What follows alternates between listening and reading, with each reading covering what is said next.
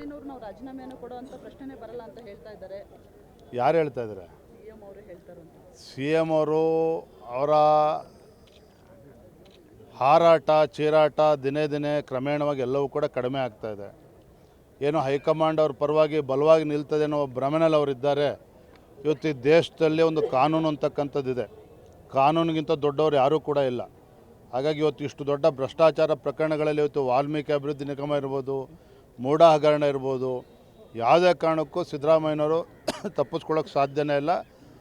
ಅನಿವಾರ್ಯವಾಗಿ ಮುಖ್ಯಮಂತ್ರಿಗಳು ತಮ್ಮ ಸ್ಥಾನಕ್ಕೆ ರಾಜೀನಾಮೆ ಕೊಡಲೇಬೇಕಾಗ್ತದೆ. ಆ ಸಂದರ್ಭ ಈಗಾಗಲೇ ಬಂದು ನಿಂತಿದೆ. ಸರ್, ರಾಜ್ಯಪಾಲರು ಈ ರೀತಿ ಹೇಳಿರೋದೇ ಅಸಂವಿಧಾನಿಕ ಅಂತ ಹೇಳಿ ಪ್ರತಿಭಟನೆಯನ್ನು ಮಾಡ್ತಾ ಇರುವಂಥದ್ದು ಇವತ್ತು ಕಾಂಗ್ರೆಸ್ ಅವರು. ನೋಡ್ರಿ, ರಾಜ್ಯಪಾಲರು ಏನು ಮಾಡಬೇಕು ಏನು ಮಾಡಬಾರ್ದು ಅವರು ಕೂಡ ಲೀಗಲ್ ಎಕ್ಸ್ಪರ್ಟ್ ಜೊತೆ ಚರ್ಚೆ ಮಾಡಿ ಕ್ರಮವನ್ನು ಕೈಗೊಂಡಿರ್ತಾರೆ. ಇವರು ಕೈಗೊಂಬಾಗಿ ವರ್ತಿಸಬೇಕು ಅಂತ ಹೇಳಿದ್ರೆ ಅಸಾಧ್ಯ ಒಂದು ಪ್ರಜಾಪ್ರಭುತ್ವ ವ್ಯವಸ್ಥೆಯಲ್ಲಿ.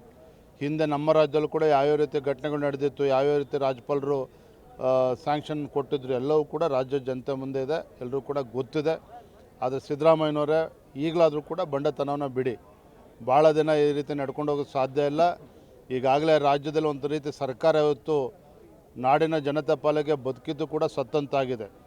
ಈಗಲಾದರೂ ಕೂಡ ರಾಜೀನಾಮೆ ಕೊಟ್ಟು ಇದು ಗೌರವವಾಗಿ ಮನೆಗೆ ಹೋಗಬೇಕು ಅಂತಕ್ಕಂಥ ನಮ್ಮ ಆಗ್ರಹ. ನೋಡ್ರಿ, ಪಾಪ ಮಂತ್ರಿಗಳು ಅನಿವಾರ್ಯವಾಗಿ ಹೇಳಲೇಬೇಕಾಗ್ತದೆ. ಎಷ್ಟು ಗಟ್ಟಿಯಾಗಿ ಹೇಳ್ತಾರೆ, ಮುಖ್ಯಮಂತ್ರಿ ಸಿದ್ದರಾಮಯ್ಯ ರಾಜೀನಾಮೆ ಕೊಟ್ಟ ಮೇಲೆ ಆ ಸ್ಥಾನಕ್ಕೆ ಅವ್ರನ್ನೇ ಕೂರಿಸ್ಬೋದು ಅಂತೇಳಿ DK ಶಿವಕುಮಾರ್ ಅವರು ಪ್ರಯತ್ನ ಮಾಡ್ತಕ್ಕಂಥದ್ದು ಸಹಜ. ಉಳಿದಿರ್ತಕ್ಕಂಥ ಸೀನಿಯರ್ ಮಿನಿಸ್ಟರ್ಸು ಕೂಡ ಪ್ರಯತ್ನ ಮಾಡ್ತಕ್ಕಂಥ ಸಹಜ. ಆದರೆ ಸಿದ್ದರಾಮಯ್ಯನವರು ಗೊತ್ತಿದೆ ರಾಜೀನಾಮೆ ಕೊಡ್ತಕ್ಕಂಥ ಸಂದರ್ಭ ಬಂದಾಗಿದೆ ಅಂತೇಳಿ. DK ಶಿವಕುಮಾರ್ ಗೊತ್ತಿದೆ ಸಿದ್ದರಾಮಯ್ಯನವರು 100ಕ್ಕೆ 100 ರಾಜೀನಾಮೆ ಕೊಟ್ಟೇ ಕೊಡ್ತಾರೆ ಅಂತೇಳಿ. ಎಲ್ಲವೂ ಕೂಡ ಅಂತಿಮ ಘಟ್ಟದಲ್ಲಿ ಈಗಿದೆ. ಕೇವಲ ಕಾಂಗ್ರೆಸ್ಸಿಗರ ವಿರುದ್ಧವಾಗಿ ಅಷ್ಟೇ ಅಲ್ಲ, ಬಿಜೆಪಿಗರ ವಿರುದ್ಧವಾಗಿ ಕೂಡ ರಾಜ್ಯಪಾಲರಿಗೆ ನಾವು ಕಂಪ್ಲೇಂಟ್ ಅನ್ನು ಕೊಟ್ಟಿದ್ವಿ. ಬಟ್ ಅದಕ್ಕೆ ಸಂಬಂಧಪಟ್ಟಂತೆ ಯಾಕೆ ಪ್ರಾಸಿಕ್ಯೂಷನ್ಗೆ ಇವರು ಇದು ಮಾಡಲಿಲ್ಲ? ಅದನ್ನು ರಾಜ್ಯಪಾಲರಿಗೆ ಕೇಳಿ, ನಮಗೆ ಕೇಳಿದ್ರೆ ಅದಕ್ಕೆ ನಮ್ಮ ಹತ್ರ ಉತ್ತರ ಇಲ್ಲ.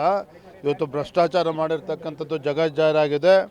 ರಾಜ್ಯದ ಜನರು ಕೂಡ ಇವತ್ತು ಪ್ರಶ್ನೆ ಮಾಡ್ತಾ ಇದ್ದಾರೆ. ಗೌರವವಾಗಿ ರಾಜೀನಾಮೆ ಕೊಡಲಿ. Thank you.